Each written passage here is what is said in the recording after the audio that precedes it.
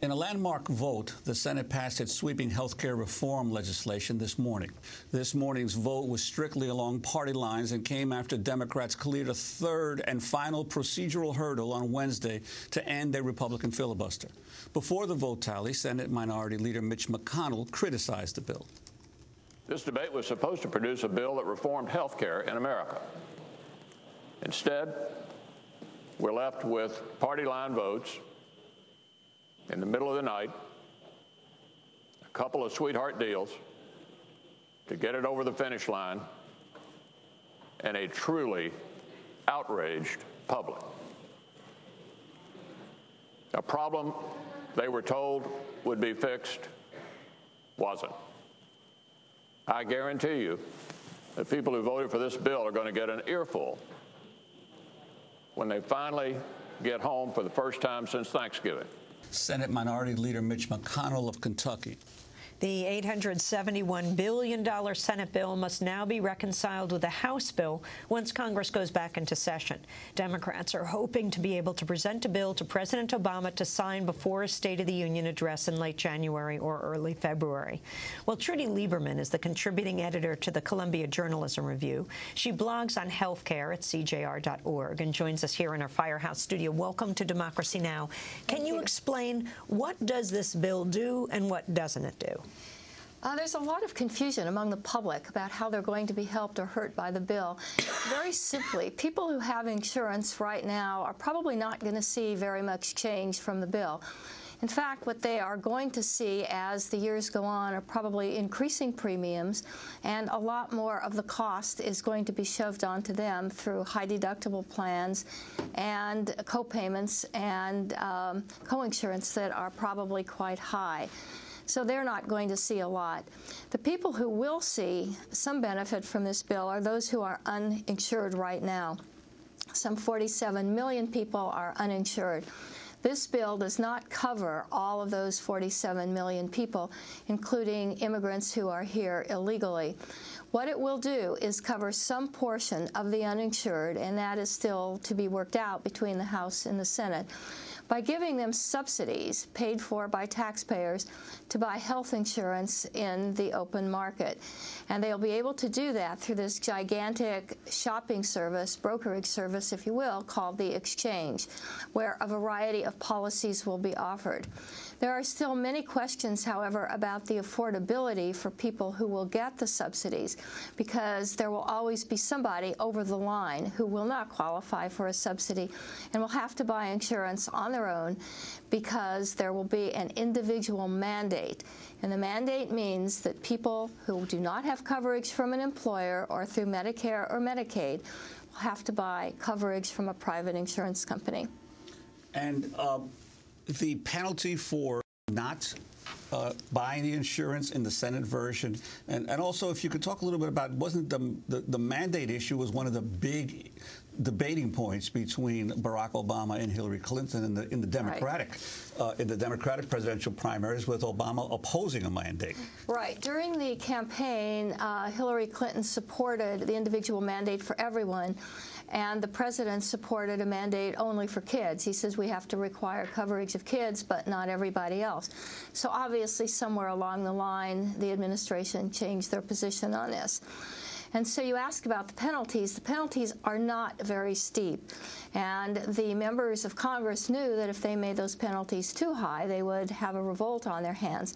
On the other hand, they're not high enough in some people's view, surely the insurance company's view, to bring people into the risk pool to spread the risk.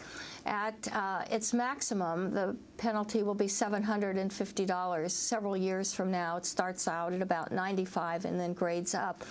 The House penalties are somewhat different. So it will be very interesting to see what happens, whether people will just take the penalty, which is not very much, or do they buy an insurance policy, which could cost them $15,000 a year for a family policy by then. one of the, in terms of how the bill would affect the majority of the population, one of the things that you've written about that I haven't seen anywhere else is this whole issue of how premiums will be affected by wellness programs and how insurance companies will use that to penalize certain employees. Could you talk about that? Yeah, that can happen. What's written into the bill are incentives to encourage better health behavior, better cholesterol levels, lower body mass index, and so forth.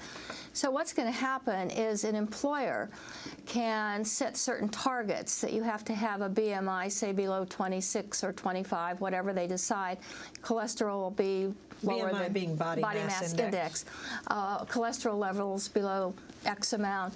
And employees will have to check in, weigh in every year, so to speak. And those that don't meet the targets very well may be penalized in terms of the price of insurance. We see employers also... And the individual employer would set this. Exactly. So you're going to have a whole industry of consultants just to get the employers to figure out the best way to determine how their employees will meet the criteria. Right now, the employers can have a 20% differential in premiums between so-called healthy employees and unhealthy employees.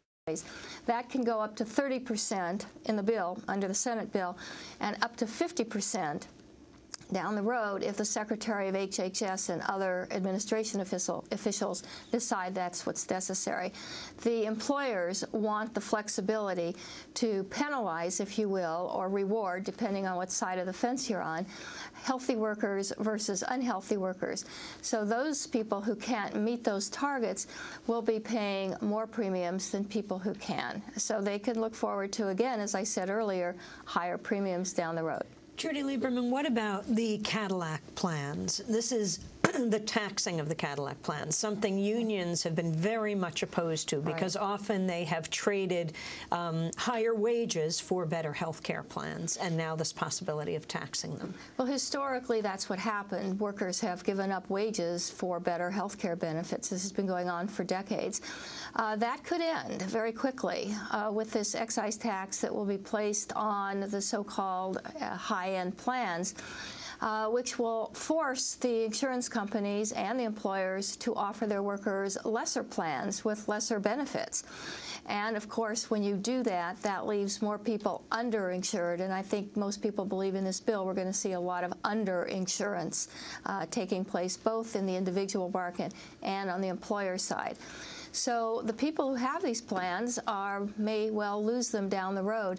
This is also a contentious issue between the House and the Senate and will have to be resolved in a conference. The other big issue was importation of prescription drugs. How has that fared in the Senate bill versus the House bill, and what are the prospects for that? Well, as listeners may recall, that Barack Obama was for reimportation and negotiated drug prices under the Medicare program. In the Senate bill, neither of those things will happen. In the House bill, those provisions are still part of the House bill, but the money is that the Senate bill will prevail on most issues. So I think it's probably not going to happen that those two things will be in the final bill. Senator Lieberman and the effect he had on the Senate bill. And any relation, Trudy Lieberman? No, no relation. What about his effect? He was very influential. In fact, he was really the pivotal person to kill the public plan in the Senate. In my post on CJR.org, I said he was probably the best lobbyist the insurance industry and the doctors and the hospitals could have had, because neither of those two groups of stakeholders were keen on a public plan. And I think that point has been forgotten. In the end, Lieberman held all the cards, and he said that he would not provide the 60th vote if the public plan were part of it. Obviously, he is from Connecticut. Connecticut is the insurance capital of America, and I'm sure he was listening to his constituents in the insurance industry that did not want a public plan. In just 10 seconds, wrap-up comment, Trudy Lieberman, and when this bill would go into effect if it were passed. Most of the provisions would take effect in 2014 under the Senate bill. A couple of minor provisions will take effect immediately, and there is some provision for people who don't have insurance now to go into high-risk pools with some subsidization to help them buy insurance.